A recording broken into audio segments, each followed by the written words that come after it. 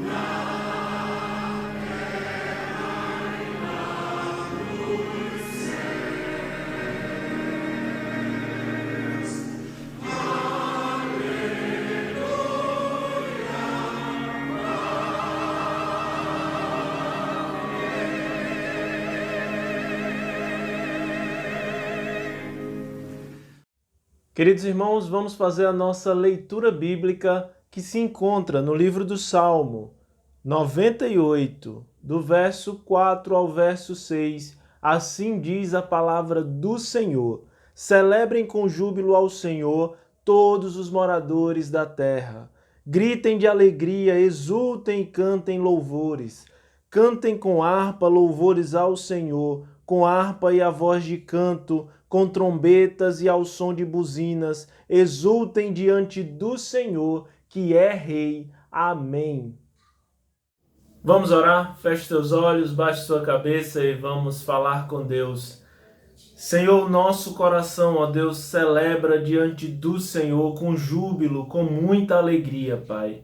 Alegria porque o Senhor nos dá essa oportunidade de nos colocarmos, ó Deus, diante do Teu altar como Teus servos, Senhor. Que o Senhor, ó Deus, receba esse culto, Pai, diante do Teu santo trono. Que o Senhor possa, ó Deus, limpar as nossas mentes, o nosso coração e que da nossa boca, Senhor, só saiam palavras que glorifiquem ao Teu nome. Pai, recebe esse louvor, esse culto diante do Senhor, mas te pedimos que em nome de Jesus a tua palavra fale poderosamente aos nossos corações, que sejamos impactados por ela, Senhor, e que ela faça as transformações necessárias nas nossas vidas. Muito obrigado por essa oportunidade aqui junto com os meus irmãos de poder cultuar o Senhor, porque oramos em nome de Jesus. Amém.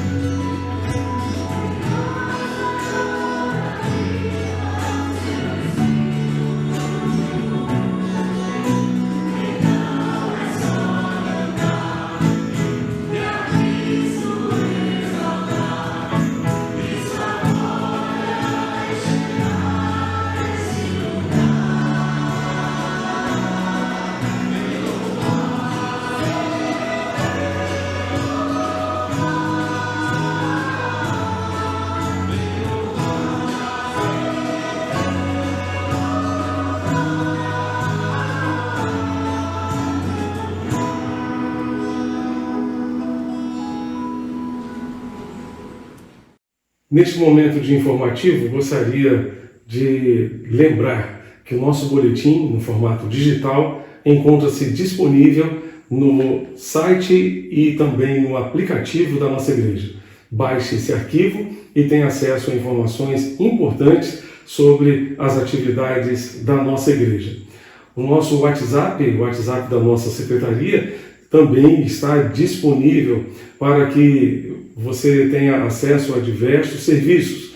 Você poderá solicitar pedidos de oração, você poderá solicitar também links de acesso às nossas reuniões de oração, também poderá solicitar link de acesso à nossa rede de intercessão. Você também poderá, através do WhatsApp da nossa secretaria, compartilhar decisões que Deus tenha colocado no seu coração ou solicitar apoio à nossa equipe de aconselhamento.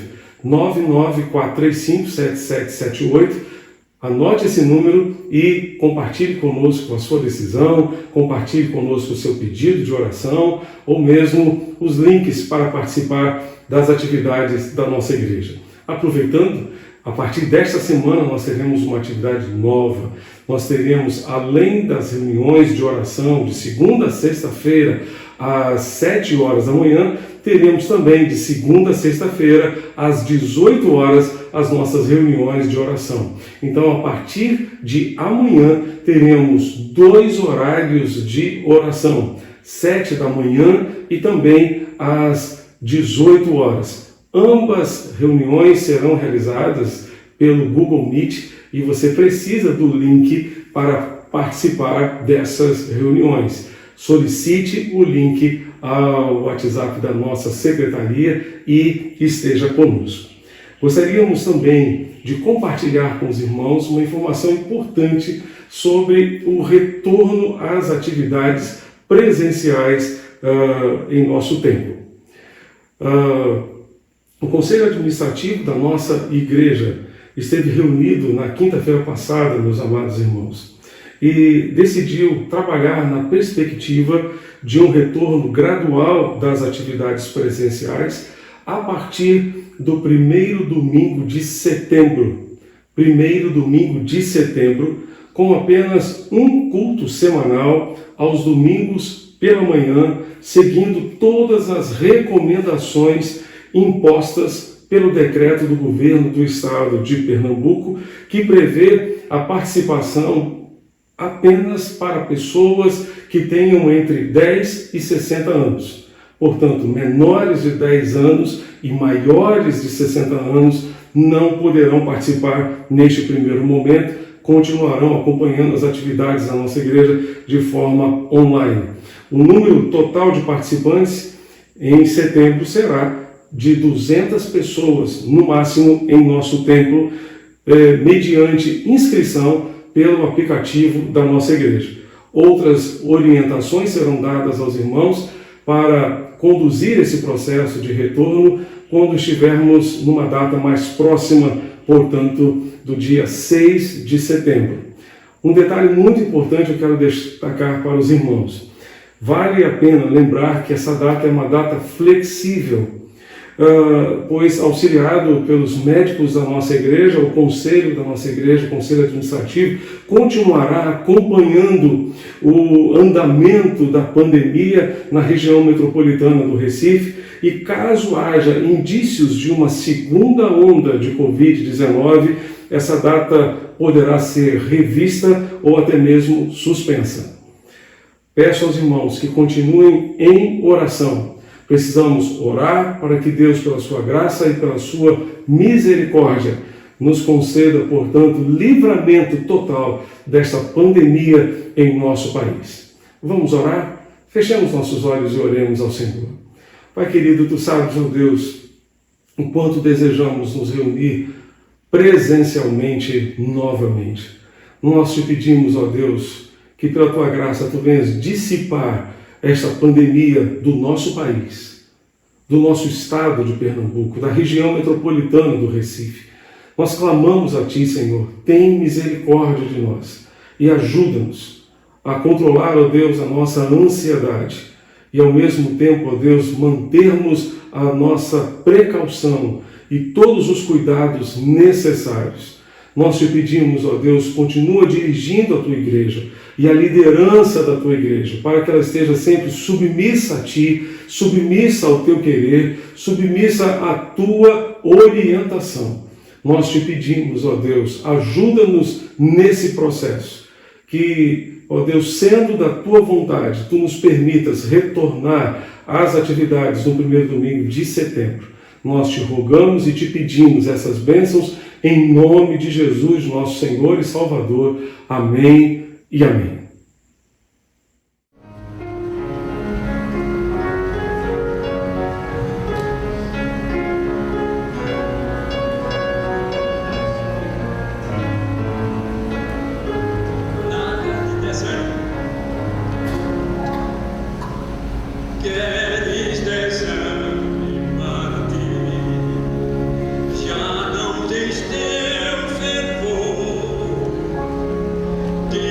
Coração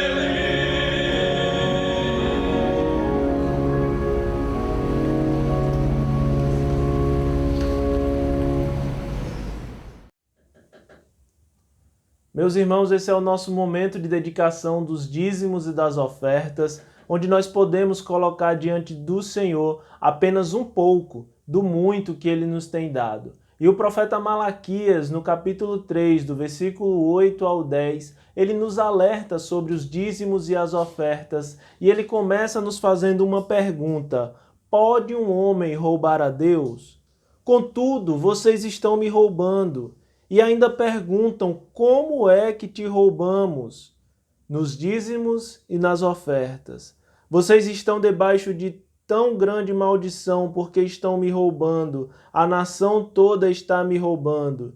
Tragam o dízimo todo ao depósito do templo, para que haja alimento em minha casa.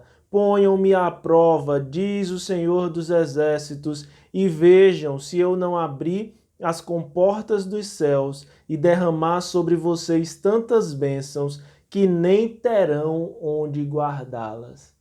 Nós queremos agradecer a cada irmão que tem permanecido fiel ao Senhor na devolução dos seus dízimos, na entrega das suas ofertas. Você também pode fazer isso através dos 5 principais bancos da nossa igreja que estão aparecendo agora em sua tela. Você pode tirar uma foto, tirar um print e está nos enviando o seu dízimo, a sua oferta, uma oferta específica para a compra de cestas básicas, para que possamos continuar ajudando famílias que estão passando por maior dificuldade nesse momento.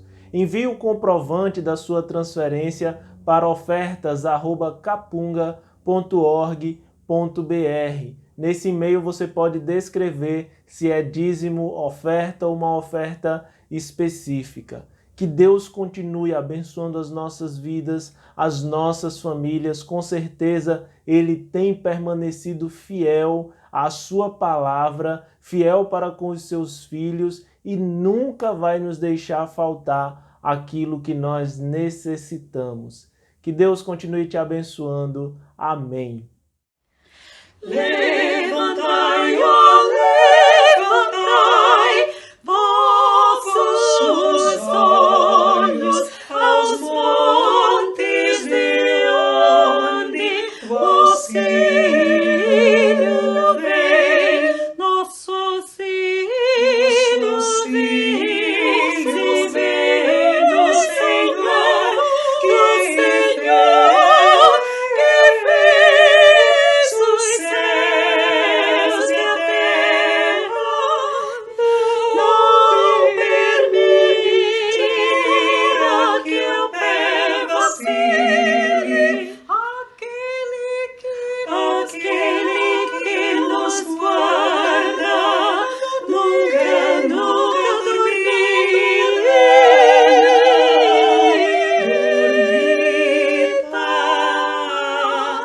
Levantai, ó, levantai, vossos olhos aos montes, de onde o auxílio vem. Aos montes, de onde o auxílio vem.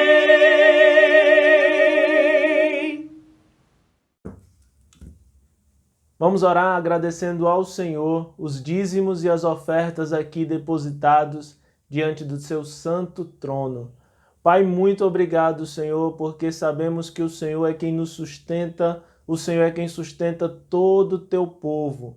E o Senhor também move corações, ó Deus, corações generosos, que não estão apegados, ó Deus, aos bens dessa vida, mas querem investir mais e mais no teu reino. Senhor, nós te agradecemos porque até o dia de hoje nada nos faltou e cremos que nada nos faltará, porque o Senhor é quem nos dá tudo o que precisamos. Obrigado, ó Deus, por cada família da nossa igreja. Te pedimos, ó Deus, que o Senhor abra portas de emprego para os teus servos que estão desempregados, que o Senhor, ó Deus, dê a eles meios e formas, ó Pai, de conseguirem sempre estar trazendo o seu pão, o pão diário para dentro de casa. Senhor, muito obrigado, porque o Senhor, apesar de nós, o Senhor tem se mantido fiel à tua palavra, que nos garante que o justo ele não padece, que a sua descendência nunca mendigará o pão, como o Senhor nos garante no Salmo 37.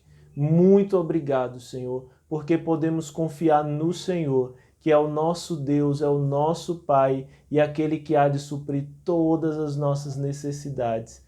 Continua a ser com cada um de nós. Nos dá sabedoria na administração dos recursos que são colocados diante do Senhor, porque assim oramos em nome de Jesus. Amém.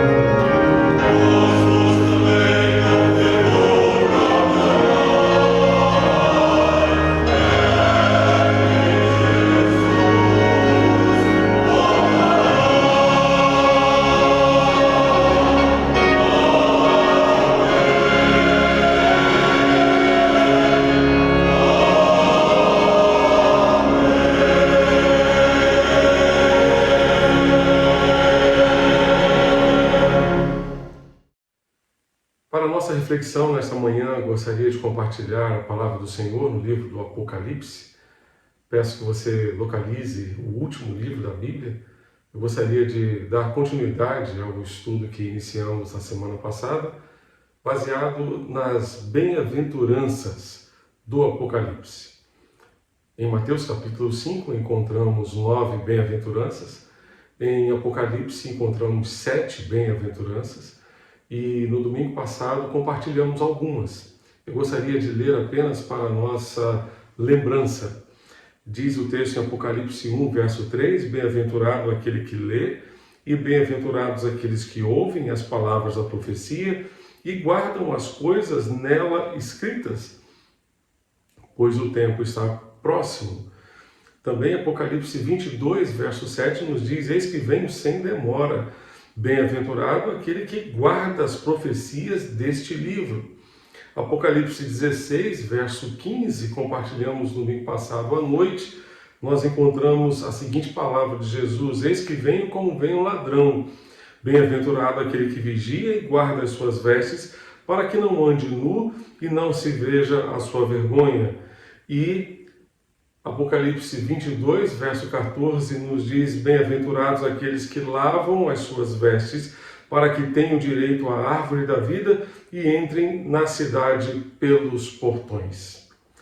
Hoje eu gostaria de compartilhar Apocalipse capítulo 19. Você pode localizar Apocalipse 19 a partir do verso 1 até o verso 10. Apocalipse 19 diz assim, depois dessas coisas, ouvi no céu o que parecia ser a voz forte de uma grande multidão, dizendo, aleluia, a salvação, a glória e o poder são do nosso Deus. Porque verdadeiros e justos são os seus juízes, pois julgou a grande prostituta que corrompia a terra com a sua prostituição, e das mãos dela vingou o sangue dos seus servos. E disseram pela segunda vez, aleluia, e a sua fumaça sobe para todo sempre. Os 24 anciãos e os 4 seres viventes se prostraram e adoraram a Deus que está sentado no trono, dizendo: Amém, aleluia.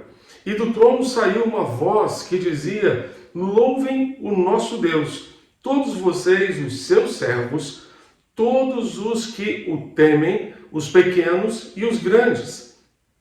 Então ouvi o que parecia ser a voz de uma grande multidão, uma voz como de muitas águas e como de fortes trovões, dizendo: Aleluia, pois reina o Senhor nosso Deus, o Todo-Poderoso. Alegremo-nos e exultemos e demos-lhe a glória, porque chegou a hora das bodas do Cordeiro e a noiva dele já se preparou. E a ela foi permitido vestir-se de linho fino, resplandecente e puro, porque o linho finíssimo são os atos de justiça dos santos. Então o anjo me disse: escreva, bem-aventurados aqueles que são chamados à ceia das bodas do Cordeiro. E acrescentou: são estas as verdadeiras palavras de Deus. Prostrei-me diante dos seus pés para adorá-lo. O anjo, porém, me disse: não faça isso, sou servo de Deus, assim como são vocês, seus irmãos, que guardam o testemunho de Jesus. Adore a Deus, pois o testemunho de Jesus é o espírito da profecia. Que Deus abençoe e aplique essa palavra preciosa aos nossos corações nesta manhã. Meus amados, este texto nos fala sobre as bodas do Cordeiro de Deus. Jesus é o Cordeiro de Deus. João Batista, olhando para ele, falou a seu respeito: eis o Cordeiro de Deus que tira o pecado do mundo. Jesus foi o Cordeiro providenciado por Deus para a nossa salvação, para a nossa redenção, para levar sobre si os nossos pecados. E aqui o texto relata as bodas, o casamento do Cordeiro de Deus com a sua noiva. Encontramos aqui a figura dessa noiva, a figura de uma noiva que se enfeita, que se prepara para encontrar-se com o noivo. Casamentos ainda hoje são assim, são cercados de uma série de preparativos. Os noivos se arrumam, se preparam, fazem investimentos. Infelizmente, muitos só se preparam para a cerimônia e para a festa. Esquecem-se de preparar-se para o casamento. A festa, a cerimônia terminam rapidamente, mas o casamento começa e deve ser para a vida toda. Então, fechando aqui esse parêntese, se você pensa em casar-se, invista no casamento, no relacionamento, na construção de bases sólidas que darão ao seu relacionamento conjugal condições de enfrentar todos os desafios que vierem pela frente. Fechando parênteses, o Apocalipse então nos mostra a noiva do Cordeiro preparando-se para o grande dia, para esse maravilhoso dia do seu casamento. Do ponto de vista bíblico, a noiva de Cristo é a igreja que precisa preparar-se para as bodas. O que é que você, que é a igreja de Cristo, efetivamente tem procurado fazer para preparar-se para esse grande dia? Nós somos a igreja do Senhor.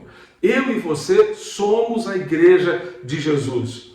E, por favor, não deixe essa pandemia passar sem que esse conceito esteja bem claro na sua mente, no seu coração. Templo é uma coisa, igreja é outra coisa. Templo é o lugar onde a igreja se reúne. O templo é uma referência para a igreja. É o seu local de culto. Entretanto, o templo não vai para o céu. Jesus não morreu pelo templo, ele morreu por mim e por você. Por nós que somos a igreja. Quem vai para o céu é a igreja. Quem vai participar das bodas do Cordeiro é a igreja. Estas são as bodas do Cordeiro. Nós que somos casados, um dia procuramos alguém com quem pensávamos em partilhar a vida inteira e gastar o restante das nossas vidas juntos, andando lado ao lado, caminhando lado a lado. E certamente tivemos algumas preocupações nesse processo de encontrar alguém com quem partilhar a vida, com quem partilhar a construção de uma família. Por isso, a decisão, certamente, do casamento sempre será uma decisão difícil, não será uma decisão simples, é uma decisão difícil e importante. Se entendemos que o casamento é uma aliança permanente e não apenas um contrato, casar-se com a pessoa errada vai gerar frustração e problemas. Possivelmente encontramos aqui uma das razões pelas quais Jesus é bem exigente com a sua noiva, que é a igreja. Ele não quer qualquer noiva, pois sabe que passará a eternidade com ela. Não completará 30 anos, como eu e Soraya completamos esta semana. Ele não passará simplesmente 30, 40, 50, 60 anos. Ele passará a eternidade com ela. Ele passará a eternidade com a sua noiva. Imagine só passar a eternidade ao lado de uma noiva chata, rabugenta, bipolar, maledicente, maliciosa. Imagine que tragédia seria para o Cordeiro. Felicidade aqui, nesse texto, é ser convidado para participar dessas bodas. Felicidade aqui, nesse texto, bem-aventurados são aqueles que são convidados para participar desta festa do Cordeiro de Deus, do banquete, que é uma grande celebração, é ter o convite na mão, é ter o passaporte carimbado dizendo, entre. Você foi convidado, é ouvir o noivo dizer, venha, participe da minha festa. Isso é ser feliz no contexto do Apocalipse.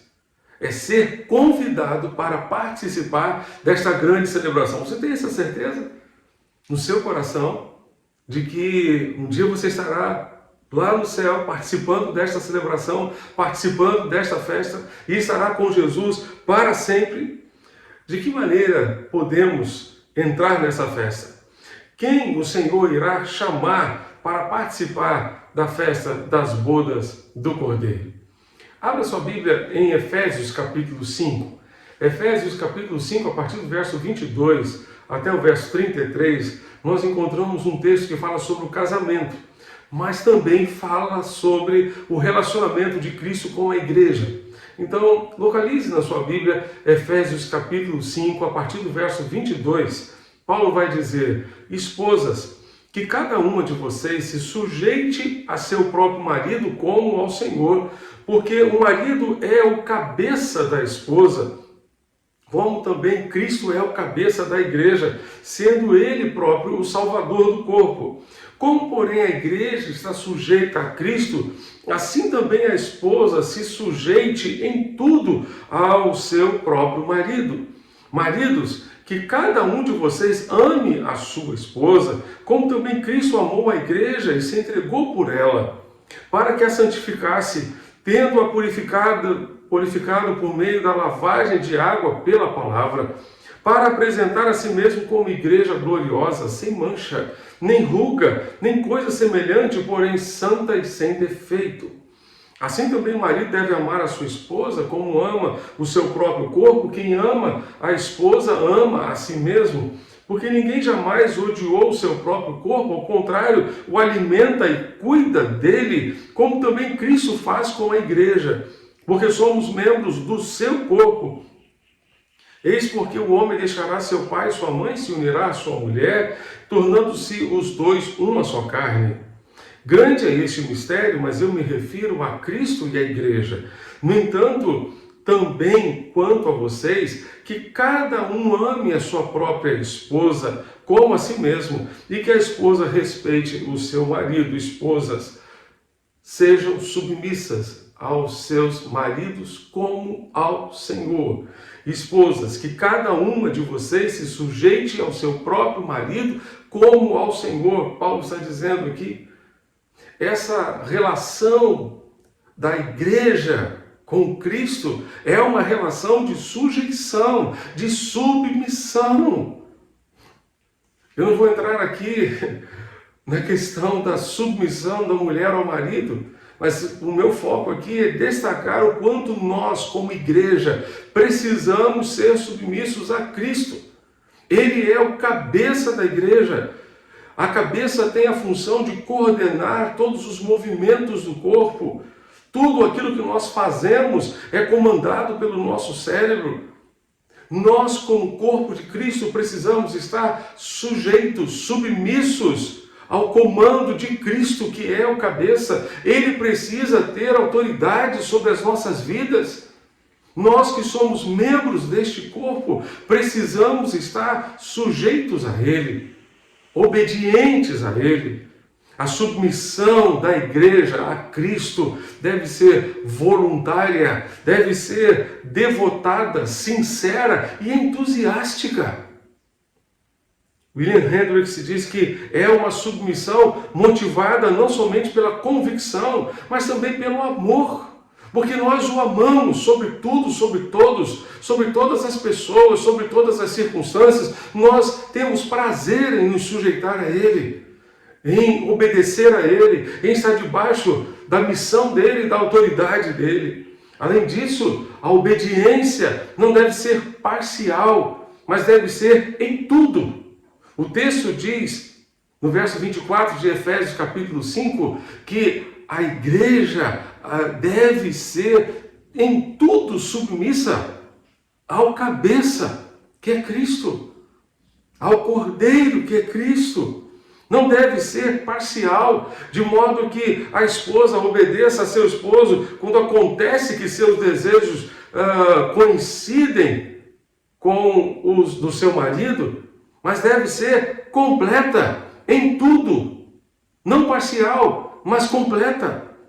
E o verso 23 diz, porque o marido é o cabeça da esposa, como também Cristo é o cabeça da igreja, sendo Ele próprio o Salvador do corpo. Ele deu a sua vida para nos salvar e para ter autoridade sobre nós. Por isso nós precisamos nos sujeitar a Ele, para fazer a sua vontade, para fazer o seu querer. Mas a noiva de Cristo, ela não é apenas submissa, ela também tem outras qualidades. A noiva que o Cordeiro espera encontrar nas suas bodas de casamento não é apenas submissa, ela é também bonita. Muito bonita, especialmente porque passou por um processo de embelezamento. A igreja se prepara para aquele grande dia, para aquela grande celebração das bodas do Cordeiro, através de um processo de embelezamento, como encontramos aqui no versículo de número 7. Apocalipse 19, verso 7, volte ao texto comigo, nós vamos encontrar a seguinte expressão: alegremo-nos e exultemos, e demos-lhe a glória, porque chegou a hora das bodas do Cordeiro, e a noiva dele já se preparou.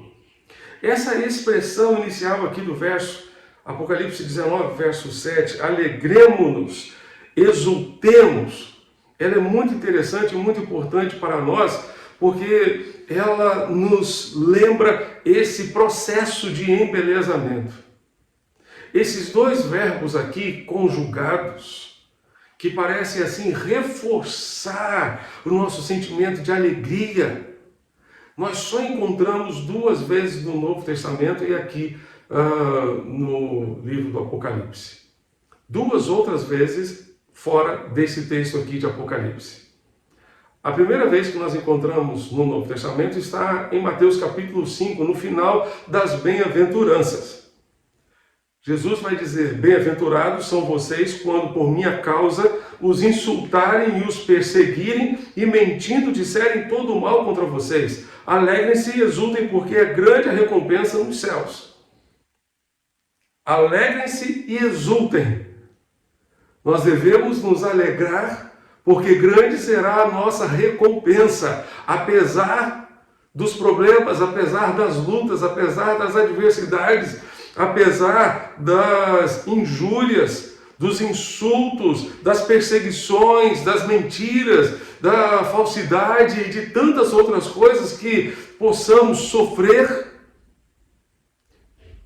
Devemos nos alegrar e exultar, porque grande será o nosso galardão, grande será a nossa recompensa. E a segunda ocasião em que essa expressão, alegrem-se, exultem, aparece no Novo Testamento, está em Pedro. Primeira carta de Pedro, no capítulo 4, versos 12 e 13. 1 de Pedro 4, 12 e 13. Diz assim: amados, não estranheis o fogo ardente que surge no meio de vós, destinado a provar-vos, como se alguma coisa extraordinária vos estivesse acontecendo.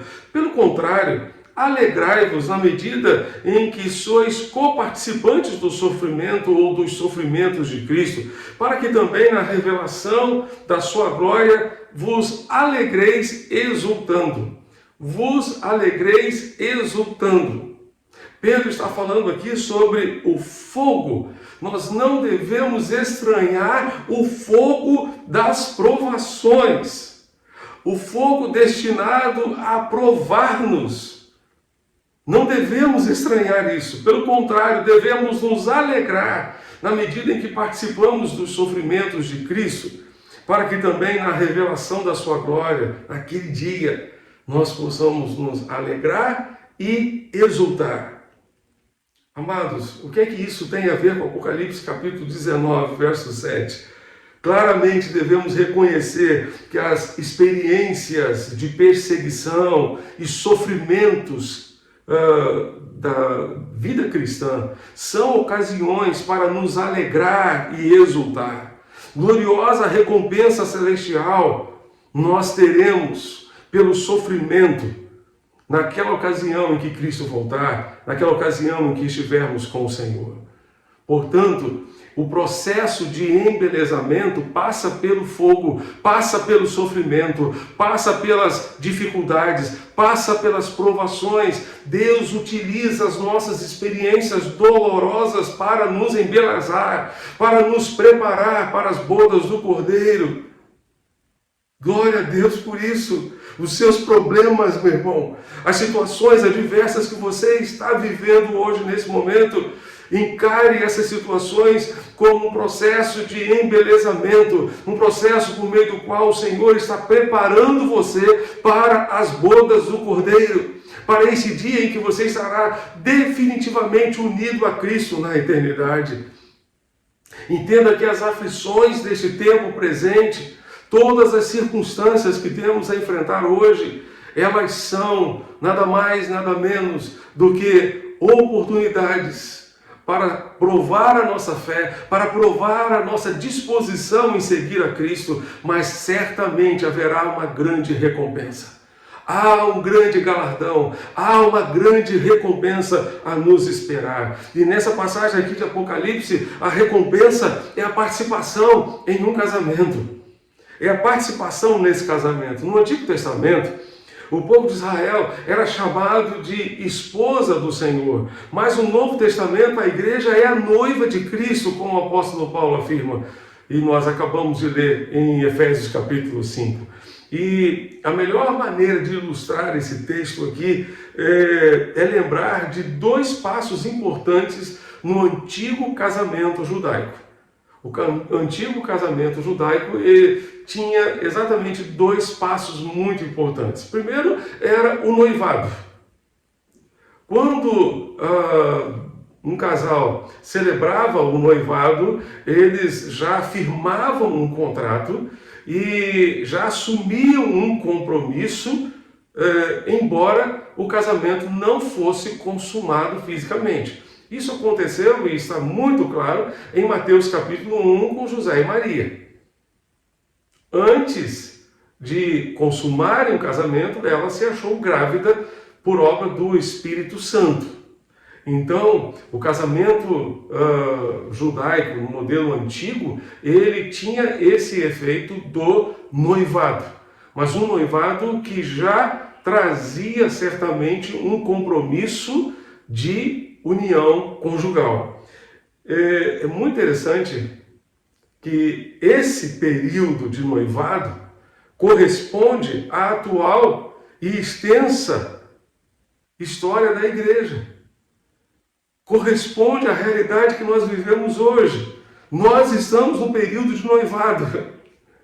Estamos nos preparando para a cerimônia. Estamos nos preparando para aquele grande dia.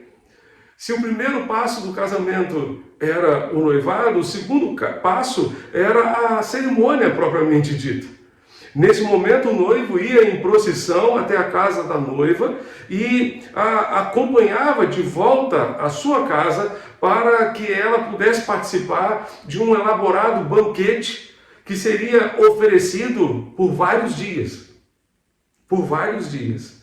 A festa de casamento, no contexto judaico antigo, era uma celebração que mobilizava a vila inteira, a cidade inteira. Muito interessante. O texto aqui de Apocalipse anuncia que finalmente a igreja e seu Senhor foram unidos por toda a eternidade. O casamento do Cordeiro se refere, amados, à ressurreição e o início da vida eterna para os cristãos. De maior importância prática para nós é que sua noiva se preparou. E nós precisamos nos preparar em nossas congregações locais, em nossa igreja local, como crentes, vivendo no dia a dia, obedecendo a Cristo, sendo fiéis a Cristo. Essa expressão, a noiva já se preparou, ela é importantíssima para nós. Volto àquela pergunta inicial na nossa reflexão. O que estamos fazendo efetivamente para nos preparar para esse grande dia? Essa expressão, já se preparou, me faz lembrar de Esther. Esther 2, verso 12, nós encontramos que antes de apresentar-se ao rei Xerxes, cada moça passava por um tratamento de beleza prescrito para as mulheres com duração de 12 meses, um ano. 6 meses com óleo de mirra e 6 meses com perfumes e cosméticos. Esther estava participando de um concurso que seria equivalente aí, talvez, a Miss Universo. E ela, então, precisou se preparar, como todas as outras candidatas, a assumirem o lugar de rainha no reino de Xerxes. E então, elas deveriam se preparar durante um ano antes de se apresentarem ao rei. 6 meses sendo tratadas com óleo de mirra e 6 meses sendo tratadas com perfumes e cosméticos. Nós estamos nesse processo de embelezamento. Estamos tratando as nossas vidas. Estamos preparando-nos para esse grande dia. Efésios capítulo 5, verso 27, nos diz que Cristo entregou a sua vida por nós, pela igreja, para apresentá-la a si mesmo como igreja gloriosa, sem mancha, nem ruga, porém santa e sem defeito. Russell Shedd dizia que a palavra gloriosa aqui descreve a beleza da esposa. Ela não tem mácula, não tem ruga, não tem nada que seja do desagrado daquele marido perfeito que é Cristo. Entretanto, a beleza que Jesus procura na sua noiva não é exterior, mas interior. Não é a beleza do templo, não é a beleza dos seus móveis, porque tudo isso não constitui a igreja. A beleza que Jesus procura em sua noiva está dentro de cada um de nós, está no coração da igreja. A beleza da igreja está na sua santidade, está na sua disposição de viver uma vida santa. A beleza da igreja está no seu desejo de viver em santidade, com um coração santo, com relacionamentos santos, com uma língua santa, com intenções e motivações santas. O verso 8, Apocalipse 19, verso 8, nos diz que a ela, a noiva, a igreja, foi permitido vestir-se de linho finíssimo, resplandecente e puro, porque o linho finíssimo são os atos de justiça dos santos. Foi permitido a ela vestir-se de uma forma esplêndida, de linho finíssimo, resplandecente e puro, porque o linho finíssimo são os atos de justiça dos santos. Certo autor afirmou que aquela multidão que nós vemos louvando a Deus no capítulo 19, eleva as suas vozes para glorificar a Deus mais uma vez. Eles cantam esse hino porque o casamento do Cordeiro chegou e a noiva já se preparou. E é interessante a observação que esse autor faz, porque ele faz uma alusão interessante ao contexto do capítulo 19. O capítulo 18 fala sobre a queda da Babilônia. E ele diz que o casamento não poderia ocorrer sem a remoção desse arqui-inimigo babilônico e a vinda do reino de Deus de forma completa, como é narrado no capítulo 18. Ele diz que a existência da Babilônia foi um fator necessário na preparação da noiva para o casamento. As provações que a noiva passou por causa da perseguição, por causa das provações, tudo isso fez parte da sua preparação para o casamento. A opressão, a tentação da Babilônia foram fogo usado por Deus para refinar a fé dos santos e prepará-los para entrar na cidade celestial. Nela foi encontrado, na antiga Babilônia, foi encontrado o sangue dos profetas e dos santos e dos crentes. A preparação da noiva é explicada no verso 8. Ela se veste com linho brilhante, puro e fino, que simboliza as ações justas dos santos.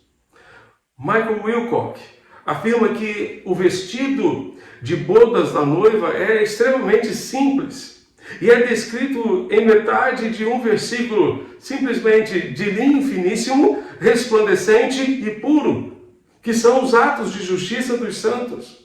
De uma perspectiva, ela fez o próprio vestido, ela desenvolveu a própria salvação, mas de outra perspectiva, foi-lhe dada a permissão, ou seja, Deus trabalhou nela para dar à noiva, portanto, esse vestido.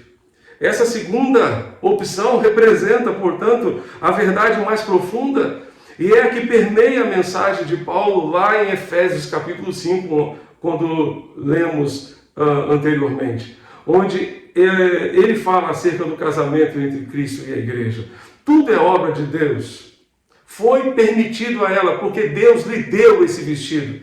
Tudo é obra de Deus. Tanto a destruição da velha Babilônia, na qual essa cena toda acontece, como também a criação da nova Jerusalém, a qual será dedicada a cena mais adiante. Um outro autor, K.H. Isley, ele disse que temos aqui o destaque sobre a responsabilidade humana da igreja em se preparar. Imediatamente, ele expressa o lado divino, a graça de Deus, linho fino, brilhante e limpo foi dado a ela para vestir. em contraste com a aberrante vestimenta da antiga Babilônia, que se vestia de púrpura e escarlate, ela era considerada prostituta das nações. A noiva se veste de linho puro, brilhante e limpo. Para que os leitores de João tivessem uma compreensão muito clara, ele interpreta o que seriam esses vestidos da noiva, esse linho brilhante e puro. Ele diz: são os atos de justiça dos santos, são os atos de justiça dos crentes. Ao longo da história cristã, todas as atitudes santas e boas são motivadas pela graça de Deus. Todas as atitudes santas e boas ações motivadas pela graça de Deus foram tecidas na tapeçaria do traje da noiva. Todas as santas atitudes, boas ações motivadas pela graça de Deus foram tecidas na tapeçaria do traje da noiva. Por isso, bem-aventurados são os convidados. Bem-aventurados, literalmente, são aqueles chamados para participarem das bodas. Essas obras justas são, portanto, a preparação para a noiva participar das bodas do Cordeiro. A sua roupa, a sua vestimenta de linho puro e finíssimo são os atos de justiça dos crentes. São os atos de justiça dos servos de Deus. Isso significa que se nós não vivemos uma vida reta, nós não vivemos uma vida justa aos olhos de Deus, aos olhos do Senhor, não perante a justiça humana, que vê só os nossos atos. A justiça de Deus vê os nossos atos e vê os nossos sentimentos, vê o nosso coração. Se nós não vivermos uma vida justa aos olhos de Deus, nós não estamos nos preparando para esse grande dia. Não estamos nos preparando para as bodas do Cordeiro. A noiva, aqui em Apocalipse, está preparada. Está preparada, está vestida, está adornada. Isso lança sobre mim, sobre você, sobre nós que somos a igreja, uma grande responsabilidade. Estamos, de fato, preparados? Estamos praticando os atos de justiça? Estamos desenvolvendo a nossa salvação? A beleza de uma igreja está, portanto, nos atos de justiça dos santos, nas atitudes que trazem honra e glória ao seu nome. As suas atitudes, meu irmão, minha irmã, têm trazido honra e glória ao nome do Senhor. Os seus hábitos têm glorificado a Deus. A beleza da noiva está nos seus atos de justiça. A beleza da noiva está na sua capacidade de discernir os seus erros, confessá-los e abandoná-los para viverem na perspectiva de Deus. A beleza da noiva está no seu caráter, transformado pelo poder de Jesus. Jesus sonhou com uma noiva que tivesse um caráter parecido com o dele. Jesus sonhou casar-se com uma noiva assim. Entretanto, precisamos lembrar que nós não somos naturalmente assim. Essa é uma verdade importantíssima. Nós não somos naturalmente assim. De acordo com a nossa própria natureza, nós somos horríveis. Somos horríveis. O que nos consola é ver tudo aquilo que Jesus fez para que nos tornássemos uma igreja linda, preparada, ou que está se preparando para esse grande dia. O William Hendricks disse que a noiva deve toda a sua beleza ao noivo. Ela deve toda a sua beleza ao noivo. Estas são as verdadeiras palavras de Deus. Estas são as verdadeiras palavras de Deus. Feliz é quem participa das bodas. Feliz é quem veste esse traje de linho puríssimo, que são os atos de justiça. Feliz é quem tem o convite para entrar na ceia das bodas do Cordeiro. Você quer participar? Seja submisso a Cristo. Deixe Jesus embelezar você por dentro. Deixe o Senhor fazer um tratamento de beleza aí dentro do seu coração. Ele é o noivo que se entregou, que sofreu, que morreu na cruz, para que tivesse condições de fazer tudo isso por mim e por você, pela sua igreja. Feliz é quem se submete a Cristo. Feliz é quem deixa Cristo embelezar o seu coração. Feliz é quem se prepara para as bodas do Cordeiro. Feliz é quem participa dessas bodas. A minha oração é que cada um de nós tenhamos essa felicidade, tenhamos essa alegria. Que o Senhor, para tanto, nos ajude e nos abençoe. Amém. Queria convidar você a fechar os seus olhos nesse momento. Vamos orar. Vamos falar com o Senhor. Você tem a convicção no seu coração de que naquele dia em que fechar os olhos para este mundo, você os abrirá na presença de Jesus e ouvirá Jesus lhe dizer: vinde benditos de meu Pai, recebei por herança o reino que vos está preparado desde a fundação do mundo.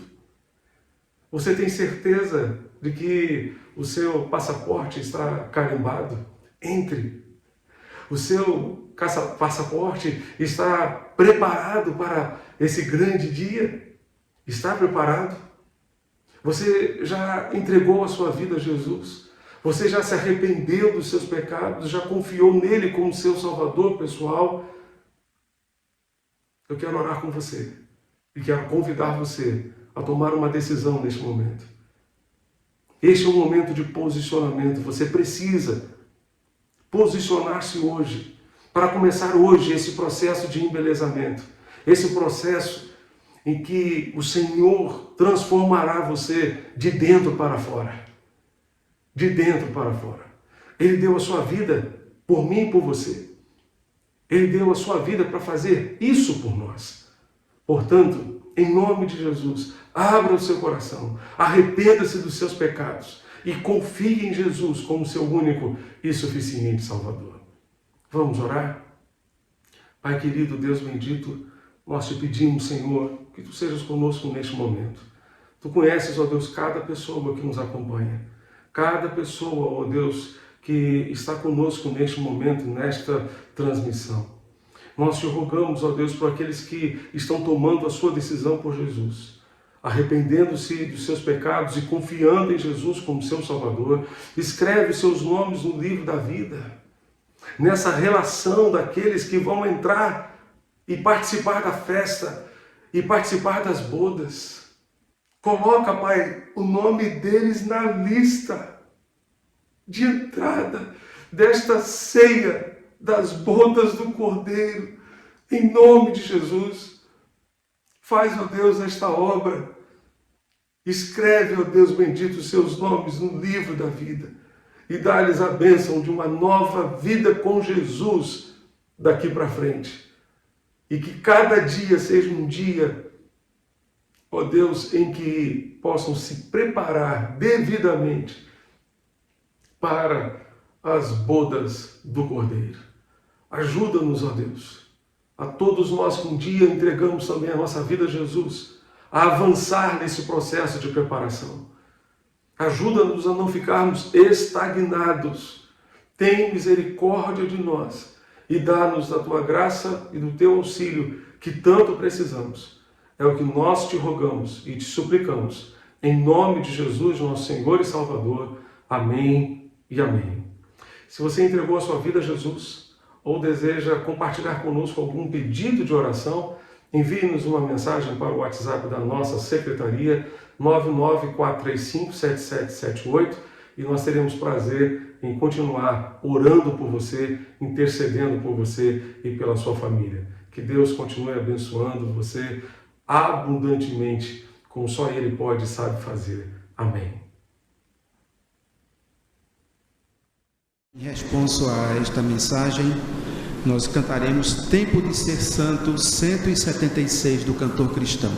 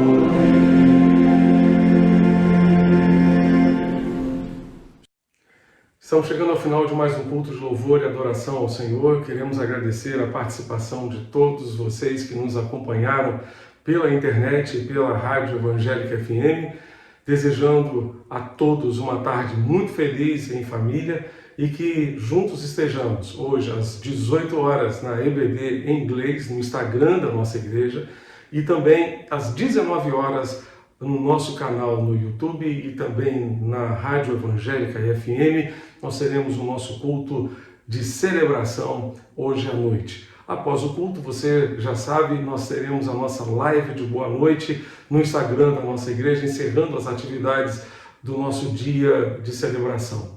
Você é nosso convidado a estar conosco. Feche os seus olhos e ore a Deus conosco neste momento. Que a graça redentora do Senhor Jesus Cristo, o amor de Deus o Pai, a comunhão e as consolações do Santo Espírito de Deus continuem abundantes sobre todo o povo de Deus, espalhado em todo o mundo, hoje e sempre. Amém. Que Deus continue abençoando você e sua família, hoje e sempre. Amém.